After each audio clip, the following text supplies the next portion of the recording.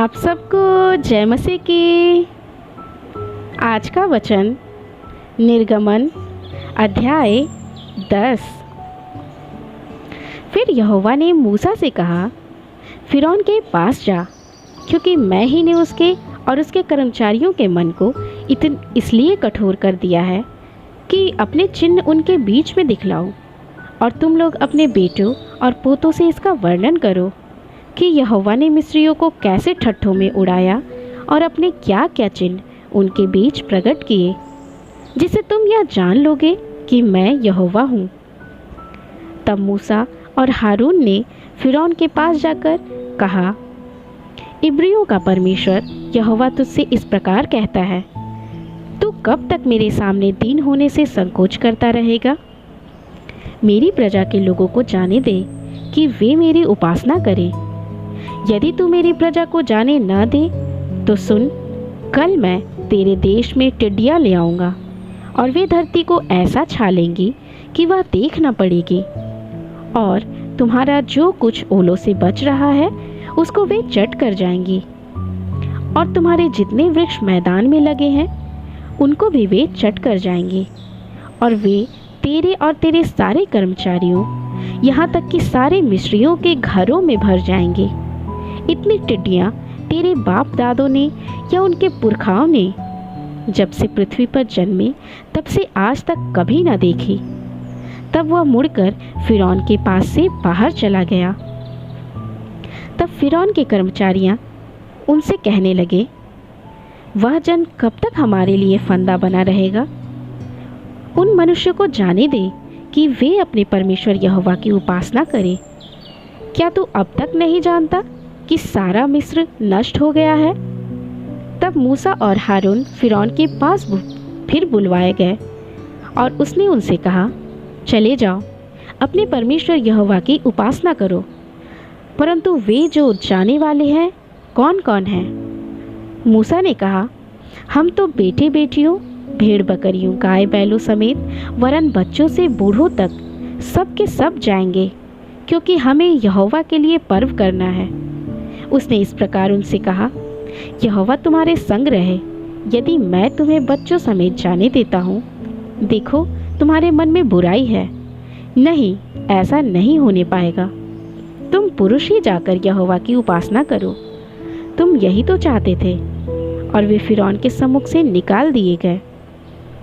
तब यहोवा ने मूसा से कहा, मिस्र देश के ऊपर अपना हाथ बढ़ा कि टिड्डियाँ मिस्र देश पर चढ़ के भूमि पर जितना अन्न आदि ओलों से बचा है सब को चट कर जाए। अतः मूसा ने अपनी लाठी को मिस्र देश के ऊपर बढ़ाया। तब यहोवा ने दिन भर और रात भर देश पर पुरवाई बहाई, और जब भोर हुई तब उस पुरवाई में टिड्डियाँ आईं, और टिड्डियों ने चढ़ के मिस्र देश के सारे स्थानों में बसेरा किया। उनका दल बहुत भारी था, वरन न तो उनसे पहले ऐसी टिड्डियाँ आई थी और न उनके बाद ऐसी फिर आएंगी। वे तो सारी धरती पर छा गई, यहाँ तक कि देश में अंधकार छा गया, और उसका सारा अन्न आदि और वृक्षों के सब फल अर्थात जो कुछ ओलों से बचा था सबको उन्होंने चट कर लिया। यहाँ तक कि मिस्र देश भर में ना तो किसी वृक्ष पर कुछ हरियाली रह गई और ना खेत में अनाज रह गया। तब फिरौन ने तुरंत मूसा और हारून को बुलवा के कहा, मैंने तो तुम्हारे परमेश्वर यहोवा का और तुम्हारा भी अपराध किया है, इसलिए केवल अब की बार मेरा अपराध क्षमा करो, और अपने परमेश्वर यहोवा से विनती करो कि वह मेरे ऊपर से इस मृत्यु को दूर करे। तब मूसा ने फिरौन के पास से निकलकर यहोवा से विनती की। तब यहोवा ने बहुत प्रचंड पश्चिमी हवा बहाकर टिड्डियों को उड़ाकर लाल समुद्र में डाल दिया, और मिस्र के किसी स्थान में एक भी टिड्डी न रह गई। तो अभी यहोवा ने फिरौन के मन को कठोर कर दिया, जिससे उसने इस्राएलियों को जाने न दिया। फिर यहोवा ने मूसा से कहा, अपना हाथ आकाश की ओर बढ़ा कि मिस्र देश के ऊपर अंधकार छा जाए, ऐसा अंधकार कि टटोला जा सके। तब मूसा ने अपना हाथ आकाश की ओर बढ़ाया और सारे मिस्र देश में 3 दिन तक घोर अंधकार छाया रहा। 3 दिन तक ना तो किसी ने किसी को देखा और न कोई अपने स्थान से उठा, परंतु सारे इस्राएलियों के घरों में उजियाला रहा।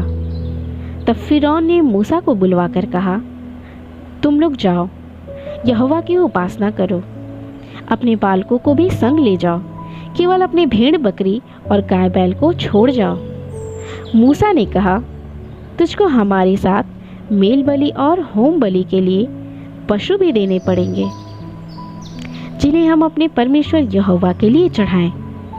इसलिए हमारे पशु भी हमारे संग जाएंगे, उनका एक खूर तक न रह जाएगा, क्योंकि उन्हीं में से हमको अपने परमेश्वर यहोवा की उपासना का सामान लेना होगा। और जब तक हम वहाँ ना पहुँचे तब तक नहीं जानते कि क्या क्या लेकर यहोवा की उपासना करनी होगी। पर यहोवा ने फिरौन का मन फिर से हठीला कर दिया, जिससे उसने उन्हें जाने न दिया। तब फिरौन ने उससे कहा, मेरे सामने से चला जा और सचेत रह, मुझे अपना मुख फिर न दिखाना, क्योंकि जिस दिन तू मुझे मुंह दिखाए उसी दिन तू मारा जाएगा। मूसा ने कहा, तूने ठीक कहा, मैं तेरे मुंह को फिर कभी न देखूंगा।